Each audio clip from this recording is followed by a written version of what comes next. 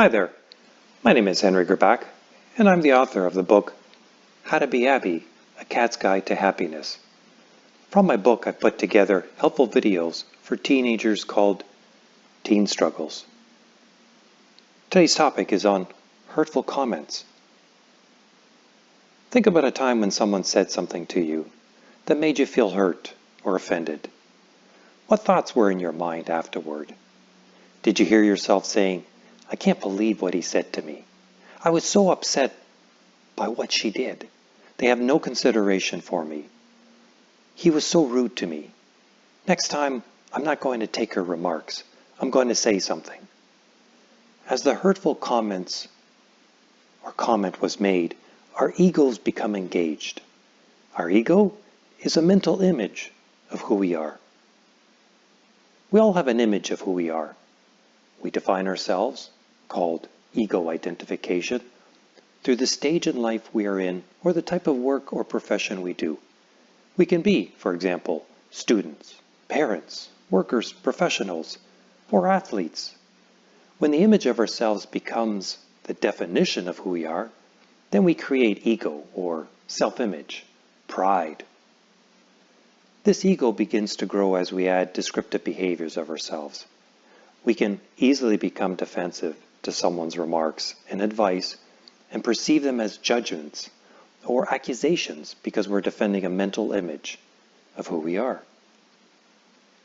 So when a hurtful comment is made, a thought will be produced that will lead to an emotion which will feed into the ego. As the ego is engaged, more thoughts and more hurtful feelings will arise, and so the story begins, and we get a never-ending story. You can learn not to react to your ego, and this in turn will allow your mind to become calmer. How can we do this? Here are some steps on how to let go of your ego. Step 1, recognize. Recognize that your mind automatically takes over as it reacts to the situation or hurtful comment.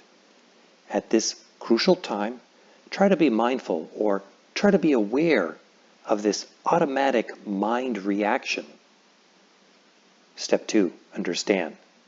Understand that by reacting, you will only cause the situation to get worse. Treat the feelings and emotions and thoughts that arise from the defensive ego by first recognizing that your mind is simply trying to defend a mental position. Step 3, breathe.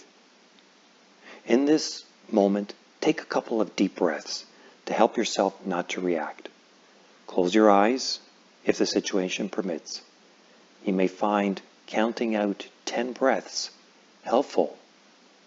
Imagine the breath entering your nose into your belly as you breathe, and as you breathe out, imagine your breath going out of your belly and out of your nose.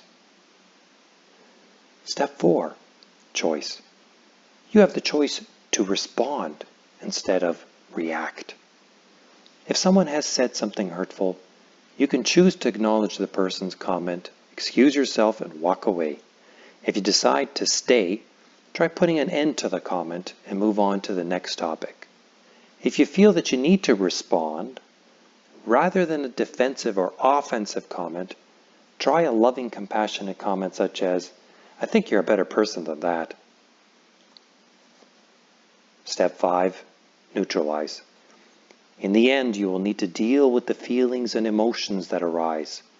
Once the conversation or situation is over, focus on your breath to feel the emotions to help lessen the charged emotional energy. You ultimately want to neutralize the emotions and try to feel good again. Step 6, patience and kindness. Dealing with the ego and changing your thought patterns is very difficult, as the ego is embedded in your nature. Give yourself generous amounts of patience, kindness, and compassion when handling the ego. This is Henry Gerbach. Thanks for watching, and thanks for listening. Have a great day.